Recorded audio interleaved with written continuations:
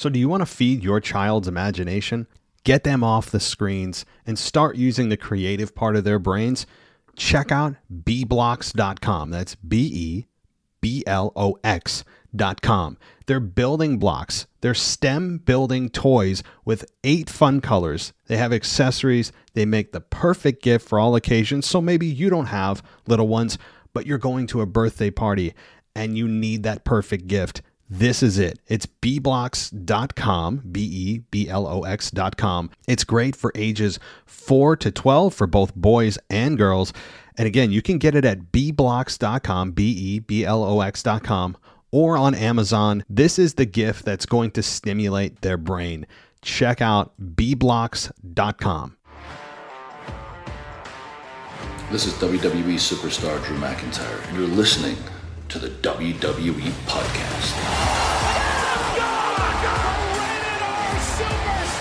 The champ is the one that everybody wants, me. It's going to WrestleMania. Claymore. Austin 316 says I just whipped your ass. This is my iron. You're going to acknowledge me. Hey everybody, welcome to the WWE Podcast. It is Sunday, June 18th, 2023. Happy Father's Day to all of you fathers out there. It's one of those days that it's kind of the redheaded stepchild to Mother's Day. Mother's Day seems to be celebrated a little more than Father's Day. Just kind of the way it is. I don't know. That's not really a complaint, just kind of an observation, right? It's we're second place to Mother's Day, but that's okay. We get our own day, and happy Father's Day to all of you out there. And let's talk about WWE, and let's talk about what the heck is going on right now. And, you know, I was going to come on here. I was going to rant. I was going to give you guys a little bit of a negative start, but I won't do that. I'll save that for a little bit later. I think, you know, where I'm going with a little bit of that, and particularly the 3 title belts that Roman Reigns is carrying around now. But let's talk about something good, and that is the Bloodline storyline as it continues to be every week. We finally got an answer with Jey Uso. We finally know what side of the aisle he falls on, and that is on the side of his brother, Jimmy. He ousted himself on SmackDown. WWE did a great job of threading this throughout the show of SmackDown. They did a great job keeping us hooked until the end. I think it was well done. The segments with Paul and Jey and Paul and Roman were well executed. I think that you have, again, all of these men have kind of found their place. They understand what they need to do. They understand their role, and it's something that's been so fun to watch. And the acting ability of all 4 men has been superb. And the way that this turn was executed, if you want to call it that, was well executed as well.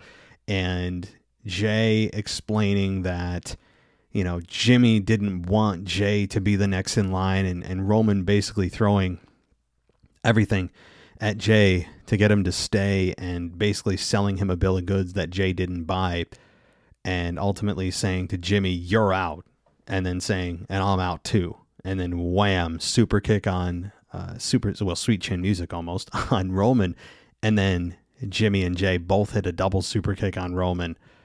It's been a lot of fun to watch. Now the Bloodline, as we know it anyway, has imploded. Does that mean that the Bloodline itself as an entity has exploded? No, it doesn't. There's still the foundation of Solo and Roman. And until that union is broken, there is still a Bloodline. And why wouldn't there be? This is a cash cow for WWE. And if you've seen some articles over the weekend, that seems to be why they have no plans on Roman dropping the belt anytime soon, is the fact that Roman Reigns right now is a cash cow for WWE. The Bloodline, the storyline that surrounds the Bloodline, is a cash cow. They understand this is a very rare opportunity that they have, and a storyline that they dream about, that comes along very rarely, that they're able to live out right now and squeeze every dollar they can, and good for them. So don't expect, just because Jimmy and Jey now are segregated on their own island of relevancy, I guess, or irrelevancy, depending on how you look at it, that doesn't mean this storyline is over. It has only just begun in some respects, because now Roman and Solo are going to face off against Jey and Jimmy, and that is confirmed to be taking place at Money in the Bank in London in the O2 Arena. That's 100% confirmed. It's called the Bloodline Civil War. I mean, that's good marketing. I like that phrase.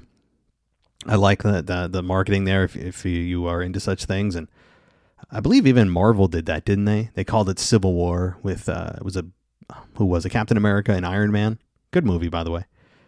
And so that, it's funny, I'm just watching that movie for the first time.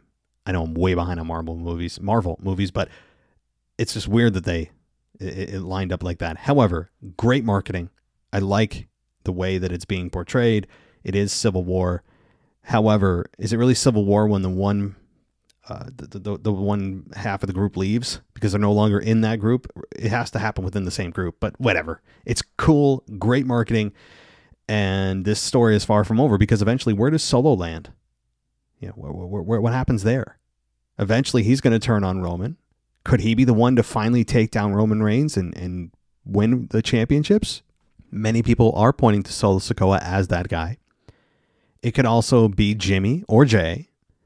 If I had a gun to my head, I'd say it's Jey Uso right now, with everything equal. It's not going to be Randy Orton. It's not going to be Bray Wyatt.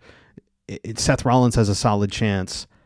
Maybe the Money in the Bank winner has a solid chance, if that's LA Knight, who seems to be the front runner. It could be, certainly. But I think it comes from within, because nobody from NXT is ready. And I don't even know. Here's the thing. I don't even know if WWE knows. I bet you they don't even know. I bet you they have no idea. They're just continuing with the programs and saying, well, when we know, when that person comes along, we'll know it. Maybe that's the way they're looking at it. Kind of like when you are looking for someone to marry, and the harder you look, the fewer the options that seem to be out there, and all of a sudden someone just pops up out of nowhere, right? Maybe that's the approach they're taking, because it seems to be they don't have an idea, and maybe they don't. But I would go with Jey Uso right now. That's just me. Now, again, as I've praised this, and I think that matchup at Money in the Bank is going to be really good. Obviously, it's the main event, even though the title's not involved. That's kind of where things turned a little bit for me in frustration, in that, not that I don't like this tag team match. I think it's a perfect matchup. It's an absolute pay-per-view worthy. But think about this. Roman Reigns hasn't defended his championship since what, April 1st? April 2nd, whatever, 2023. He's not going to be defending it at Money in the Bank, which means he's not going to be defending it until SummerSlam, which is what, August 6th, 7th, 8th, 9th, something like that. First week of August. That would mean that Roman Reigns would have gone from April to August, 4 months, before he defended his belt again. And that's assuming he defends it at SummerSlam. I can't imagine he doesn't, but let's assume he does. 4 months, a quarter of a year, he hasn't defended that championship. And now we're supposed to all just be blinded or distracted by Seth Rollins essentially treating the World Heavyweight Championship like the 24/7 title, and everyone gets an opportunity. All they have to do is ask. Are we supposed to just be completely just oblivious to, or not care about the fact that Roman is just doing the complete opposite? I'm not distracted by it. That title that Roman is holding does currently, at the moment, feel more important than Seth's. And it's inexcusable that you go 4 months without defending that championship. I would like to look. Somebody has to come up with this stat. In the history of WWE, I'd say the modern era, okay, which means 90s onward, has anyone held a championship, man or woman, and gone 4 months straight without defending it? The only one I can think of that comes even close is perhaps Asuka, when she was the women's champion during the pandemic era, and they essentially forgot about her. Maybe that's one.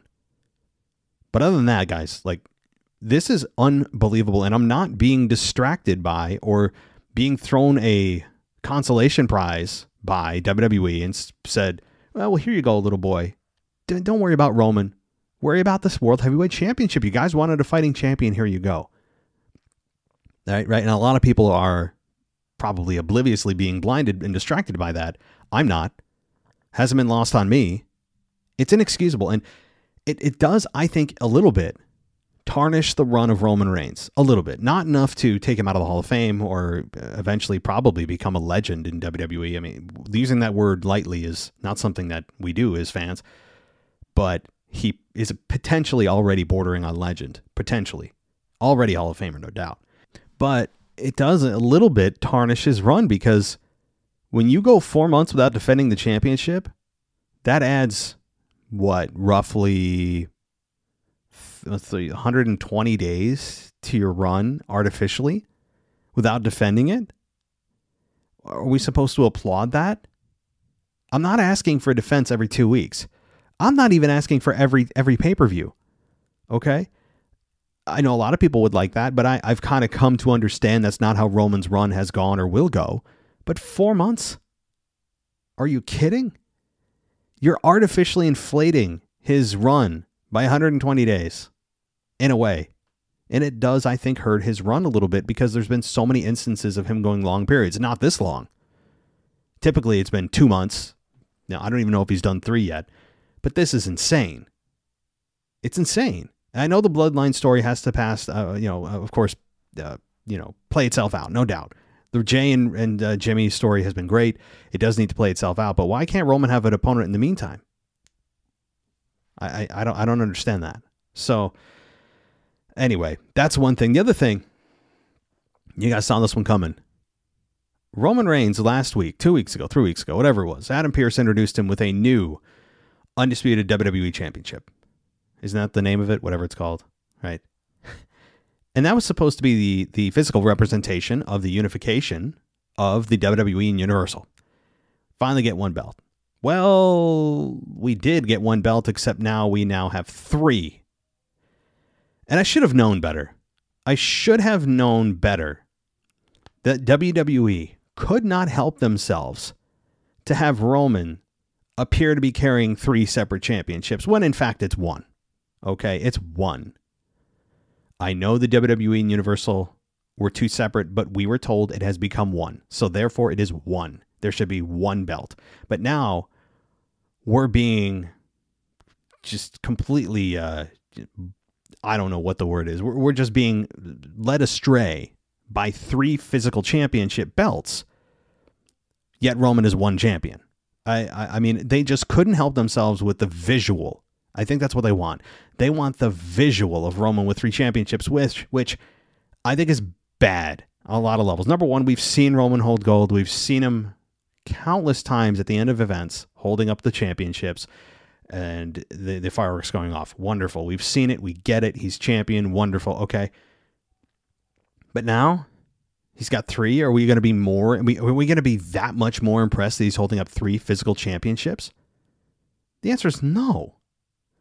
Is it for something? Is it because they want Paul Heyman to be able to hold on to something? Or does he fidget? Do they not know what to do with Heyman if he doesn't have 2 belts? What is the reason? And it also, even though there's 1 championship as a concept, if there's 3 physical belts, it kind of makes every belt that you see look less valuable because Roman's holding 3. How are there essentially 4 championship belts for 2 titles? How does that work? Again, they can't help themselves with the visual. Well, how's it, Roman? Oh my God, he'll be the first one to hold 3 belts. That's great. I mean, why don't you make it 7? Why don't you make it 10? At this point, it doesn't matter. He's holding a single championship. It would be different if he also captured the IC title or the US title or he was tag team champion. That's fine. Those are separate championships to be won, represented by its own belt. This is just absolutely egregious that you have 1 championship represented by 3 belts. Why? Outside of, well, it's Roman. How isn't that going to be a cool picture? Isn't that going to be a great photo op? Isn't it going to look great in his documentary? I mean, I guess, but is that really going to add to his championship? reign anymore? I don't know. I think it's stupid. And I saw it and I'm just like, I literally said to myself out loud, I should have known better. All right.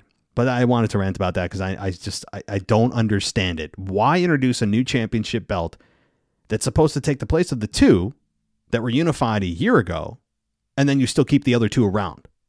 Why? All right, switching topics. Let's talk about Charlotte Flair on SmackDown. She has felt weird, has she not? She's felt weird since she came back. She looks thinner. Almost, I mean, look. These men and women are in exemplary shape. Charlotte Flair has always been in just exceptional shape, right? But I don't know. Maybe lately she's looked to me a little bit too thin. Like she has so little body fat. It almost, I don't know. Something just, she looks a little unhealthy. That's just my personal take. I think she needs a little bit more meat on her bones. Okay. She just does. And that's my take. I'm legitimately a little concerned about her. But that's just, hey, I mean, others are, probably not seeing that. She looks different this time and more concerning. Maybe she's just working out like a maniac. I'm sure she is. And maybe she is, just following a healthy regimen. And, I'm not following her around, of course, and, tucking her in at night and all that stuff. Like, I would imagine she has a very regimented plan for her nutrition and health. Anyway, it's just something I observed. However, this segment with Grayson Waller, she was just kind of a bit dismissive, and I don't know if I liked that on Charlotte Flair or not. I'm not really sure. It was kind of just a little bit off-putting for me. And Waller asked her if she was going to become a 15-time champion. She said 15, 16, but as long as they're talking numbers, she has Asuka's number. Waller then wooed, and Bianca Belair came out. And she asked Charlotte if she was tripping because she was due a rematch, and Charlotte just walked in and called her shot. Charlotte said she didn't make the rules and didn't politic to change them, so she was not going to apologize. Bianca said that she stuck around and got her title shot right away. Charlotte ran away for 3 months and then called her shot. Charlotte said she didn't run away. She stepped away, and she has lost before and picked herself up 14 times. She questioned whether Bianca was a champion with or without the title. And she told Charlotte she would be at ringside for her match with Asuka in London, no matter who won, she would call her shot. So here's one positive, though. I did like Bianca Belair. It seems that she's been a bit recharged. I don't know if it's hinting at a heel turn or if it's just Bianca adding a little bit more depth to her babyface character, which is sorely needed. Either way, the last couple of weeks, Bianca has kind of found a backbone. Instead of being so smiley and accepting of everything and so tolerant, she's found herself a little bit, and I'm feeling this version of Bianca a little bit more than I have over the last year. So I don't know, again, if this is towards a heel turn or if it's just Bianca just being more relaxed as a babyface and being more aggressive as a babyface. So I'm cool with either one. I still like the Bianca heel turn, but either way, it's just been encouraging over the last couple weeks for Bianca. And again, for Charlotte, I don't know. Something feels weird with her, and I don't know what it is. Just beyond how she looks, her demeanor, the way she talks, something's different. And I don't mean in a way that's like, oh, I wonder what they're doing with her character. I'm like talking about the human being. Again, it's just something feels different this time. So we'll have to see. Maybe it's just my intuition's completely wrong. I don't know. But all right, let's get to. Let's see. Let's talk about Zelina Vega and Io Sky.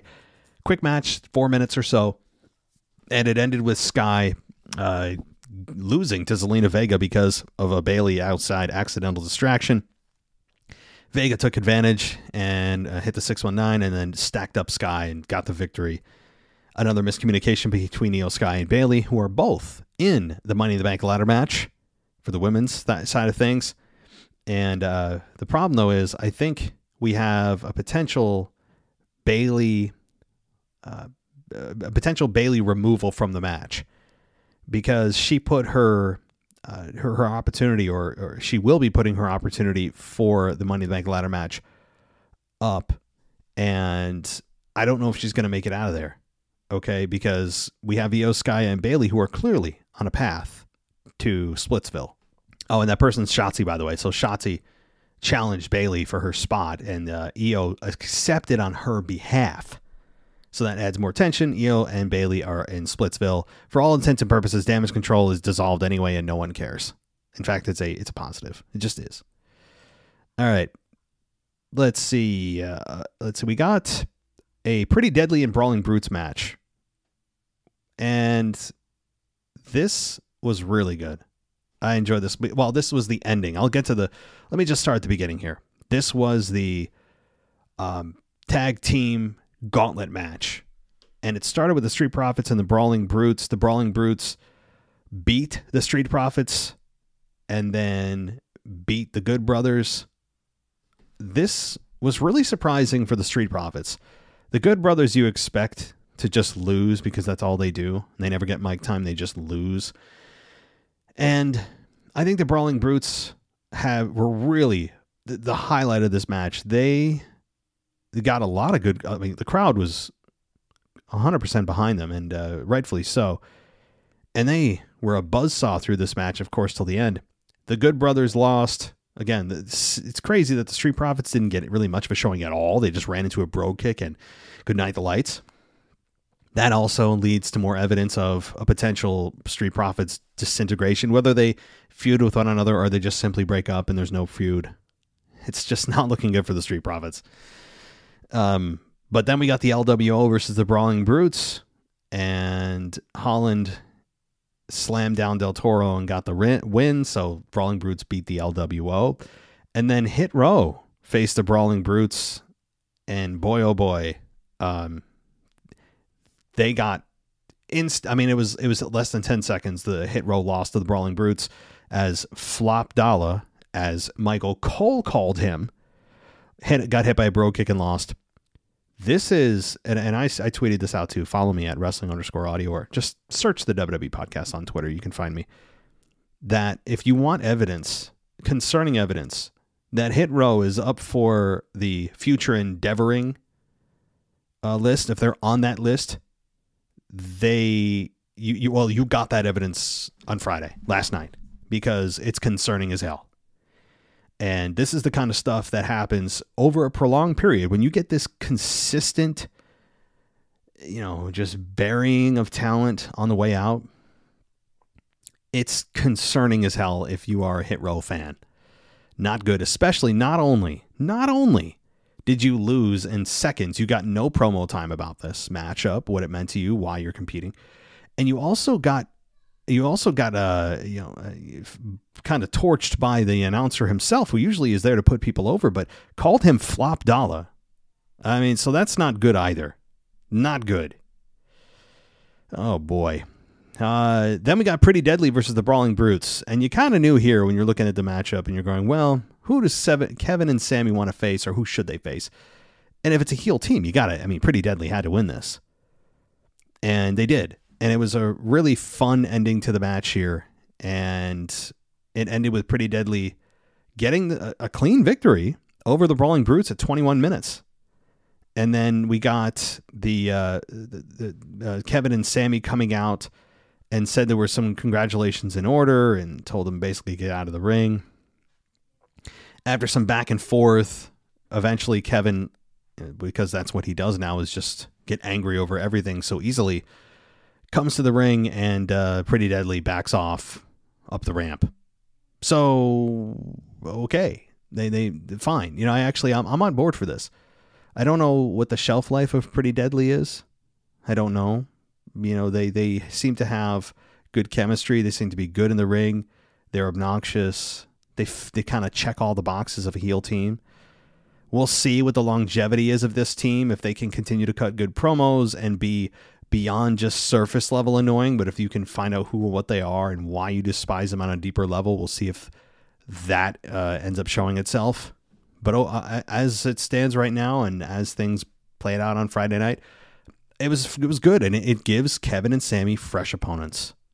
And do I think Kevin and Sami are going to lose the belts? No, but they're at least under threat from a new team, and this team is going to probably put on an amazing show at the Money in the Bank event. I expect these two teams to probably have 15, 16 minutes and have a lot of near falls, a lot of high spots, some really, I expect them to have good chemistry. It seems like all four of these men would. So that's something fun. If you like new matchups and you like Kevin and Sami to move on to something beyond the bloodline, this is it. All right. Overall, though, good. And also, one thing that Michael Cole said, too, when Pretty Deadly was claiming that they beat 5 other teams, and then Michael Cole called him out and said, well, that's a flat-out lie. Oh, well, if that's the case, Michael Cole, well, why don't you apply that logic to the Royal Rumble winner every year that claims that they beat 30 other men or 30 other women? It's the same logic, right? Every year we hear, I beat 30 other men. I went through 30 other men, 30 other women. Again, unless you're number 1, no, you didn't. Or number 2, you did not. Okay? And it's so if Michael Cole wants to be consistent, then the Royal Rumble winner also should not be able to claim that achievement. All right? All right. Anyway, I'm already at Rumble rants, and we're not even close to the Royal Rumble. All right, so that was an amazing. I really enjoyed. That was probably the highlight of the wrestling from Friday Night SmackDown. Was easily the tag team gauntlet. I mean, that was so much fun to watch. And yeah, so we also got. Let's see, I got a lot of wrestling, which was good. We got AJ Styles and Michin versus Karrion Kross and Scarlett. This match very quick, under 3 minutes. It ended with. We got of course the obligatory woman being able to attack men, but men can't retaliate because they're simply women.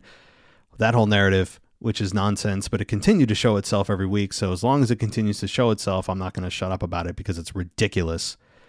But in the world that we live in today, for a lot of reasons I won't get into, it's not something that you do on television.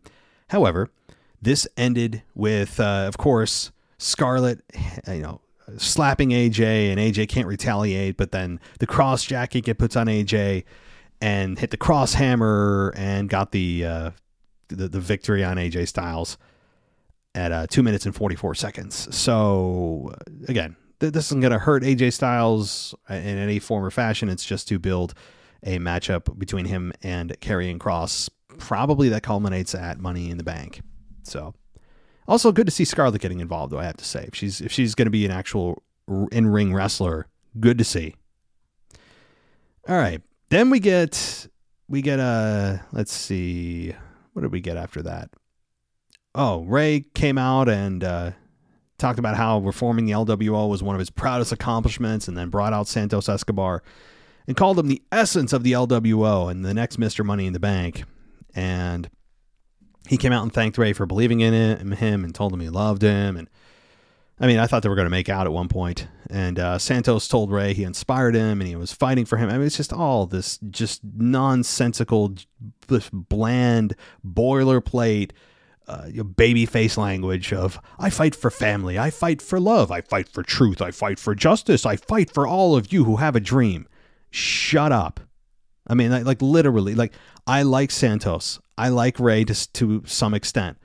This is where I think WWE is out of touch, where they just essentially create this assembly line of babyface characters that they think all have to have X, Y, and Z traits of always being a fighting champion and fighting for truth and justice and the American way. You know what I mean?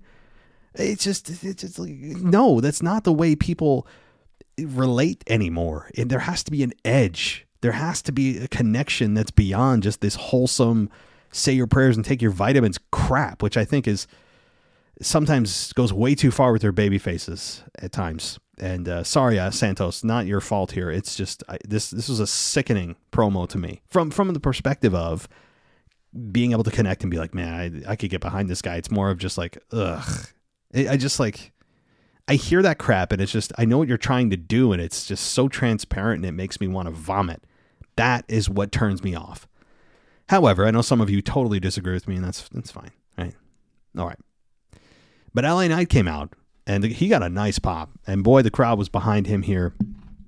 And eventually WWE, by the way, is going to have to just acknowledge LA Knight and do something with him. He fought Santos Escobar. Santos did beat LA Knight, but then LA Knight attacked Escobar after the match, which prompted Rey Mysterio to run down and make the save. And LA Knight's back on his losing ways. But here's the weird thing. WWE is continuing to try to refuse to give crowds a reason to cheer LA Knight, but they do it anyway. So perhaps they're doing this on purpose. I really believe that. It's a bit of reverse psychology going on here, I think, where WWE fans tend to get behind somebody that they perceive WWE should be pushing, but they're not. That allows and creates more support for that person underneath the surface that comes to eventually a boiling point. So I think they're purposely trying to make it look like they're ignoring LA Knight, or that they are burying him, or not burying him, but he's not on that push list right now, right? And I think that's working. Because so far, LA Knight he's billed as a heel and he doesn't win a whole lot of matches. He is being supported by the crowd in a way that he has no business being supported by the crowd in that way. Which, if that's their reverse psychology goal, it's working. The problem is going to come when they actually decide to pull the trigger and flip the script and go, okay, here we go, we're going to push him. And hopefully the fans don't go, oh, wait a minute, now you're trying to push him? Well, boo, right? As fans, we need to kind of recognize when they do that to not give the reverse reaction, and that there's no need to do that. So that's just my assumption. They could be just genuinely not pushing LA Knight and trying to get the crowd to not cheer for him, and they're doing it anyway. It could just be as simple as that, and they're not trying to play reverse psychology. I don't know. But this LA Knight, whole just underlying support is very interesting and fun. It's great. And they're not even giving any promo time either. So, all right. Okay, then we got the main event, of course, which was just Jey eventually siding with Jimmy. An overall really fun episode of SmackDown. I enjoyed this episode of SmackDown. I thought it was well executed as the Bloodline story has continued to deliver after deliver after deliver every time, and this was no exception. Now you wonder, what is Roman gonna do? Now he doesn't have the numbers game in his favor. What does he do when he doesn't have the numbers game in his favor? Because now Jimmy and Jey, it's 2-on-2. Is there another member of the Bloodline, a third one out there somewhere floating? Maybe. But the problem is when you have a group called the Bloodline, you can't bring in somebody that is not blood. That limits you severely in who you can bring in, unless they just don't care about that. So, all right. Also, I want to mention CM Punk. I didn't see a whole lot of Punk. We're going to be having a Collision review soon, by the way. So stay tuned for that if you're interested in such things. But I did see a little bit of the CM Punk thing. I guess Collision was very well received for those that did see it. So I wanted to mention that. I saw the moment of Samoa Joe and CM Punk in the ring together. That was a fun little quick moment. So anyway, review of that is coming down the line. Not from me, of course, but our team. And let's talk about Raw quickly before we close things out. Monday Night Raw, let's see as I go through here. Monday Night Raw was, from what I recall, a decent show. We got, let's see, just as a reminder, Cody Rhodes versus The Miz, with The Miz losing to Cody in 10 minutes. We got, let's see, Lynch coming out and speaking about her Money in the Bank match and how people do crazy things when they're scared, and she says she likes it because it makes her better. And then Lynch said Trish was so scared that she got herself an insurance policy in the form of Zoe Stark. So that's when we got Becky versus Chelsea Green. That was about 7 minutes with Becky Lynch beating Chelsea Green. Riddle versus Damian Priest. That was a Money in the Bank qualifier. This ended with Damian Priest beating Riddle in 14 minutes to qualify for the Money in the Bank match. Now, Damian is a front runner to win the Money in the Bank. Him and LA Knight. Really the only two that's even worth discussing. So I would imagine it's one of those two. We got, what else? A whole lot of recap from the Bloodline stuff. Jinder Mahal backstage with Veer Mahan and Sangha. They weren't in ring, but A lot of just talking. Bronson Reed versus Ricochet. Reed no-sold Ricochet strikes and ended up beating Ricochet by DQ in 7 minutes after Nakamura ended the match by interfering. So Bronson Reed beat Ricochet again by DQ. We got Finn Balor and the whole conundrum with the crowd, which was still egregious. I mean, I really, really hope moving forward this isn't a thing. Guys, please don't make this a thing. It's not fun. All of us sitting at home now know how annoying it was. So hopefully sitting at home, which 99.9% of us were, we get the idea, okay, now we know how super annoying that was to try to hear a really important promo and the crowd just went into business for themselves. And I thought it was selfish. That's just the way it is. And it is. And I just hope the crowd, though, that now attends Raw goes, oh, well, we can sing along, but guys, like, come on. It's not fun to sit at home. We were just at home last week hearing this. Let's not do that to the crowd at home this week. You know, like, hopefully that crowd in Kansas City, or Wichita, was it Wichita, Topeka, wherever they were in Kansas, that they, hear that crowd and they use it as an example to go, oh, bad move, right? Not good for the product, not good for anybody, not good for anybody at home. All right. Then we got Shayna versus Raquel Rodriguez, and Shayna Baszler beat Raquel in 2 minutes. So it made Raquel look like a complete idiot. I thought I did not like that finish because Baszler rolled up Rodriguez and got the pin. Rousey added some leverage to it, and I don't know. It just, Raquel doesn't belong to be a babyface anyway. But Chad Gable versus Eric, and this was 1 minute and 40 seconds, which Gable hit a sunset flip on Eric and got the victory. I don't know what more to say about that. Then we got Kevin Owens and Sami versus Gunther and Ludwig for the Undisputed Tag Team titles. Really good match here. I really enjoyed this as the main event of the show. I would have loved to have been in person for this. It was fun. Gunther continues to be over. The Imperium continues to be over.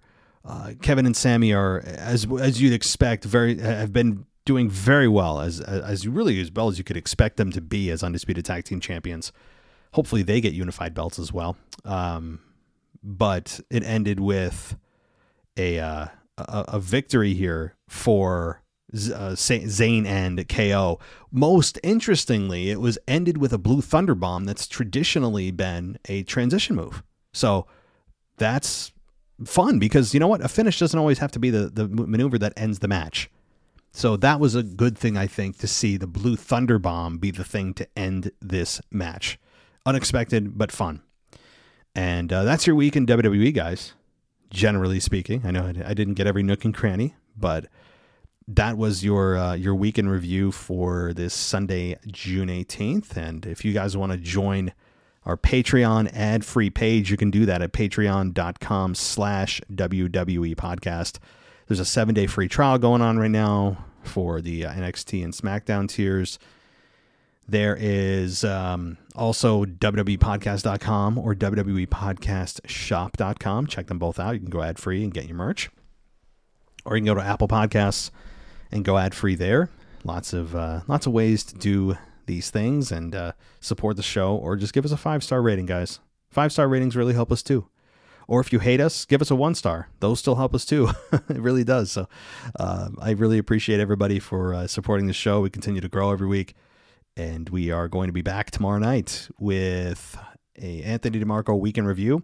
I know I'm going to be releasing this a little bit earlier on a Sunday, but that's, I got some stuff going on tonight. But tomorrow night, Monday night, we'll be back with Anthony talking this week in WWE, the current state rather, and we pick a topic and dive deep into it. So check that out. And then it'll be one more ad-free, or rather one more regular week before our pay-per-view week next week. So, all right. That's it for me, guys. Oh, wait. I do want to acknowledge our latest patrons. I did forget the last show to do that. So let me give them a warm welcome.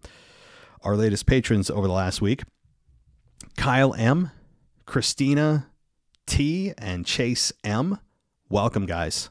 Welcome, Chase, Christina, and Kyle. Welcome to the WWE Podcast family. You guys get Discord access, ad-free everything. and more. So thank you, everybody, for listening. I do appreciate it. As always, take care, and I'll talk to you next time. Thanks for listening to the WWE Podcast. Don't forget to subscribe on your favorite podcast app so you don't miss a show, or head to WWEpodcast.com. And for all of these shows ad-free, head over to patreon.com/WWE Podcast. Until then, we'll see you next time.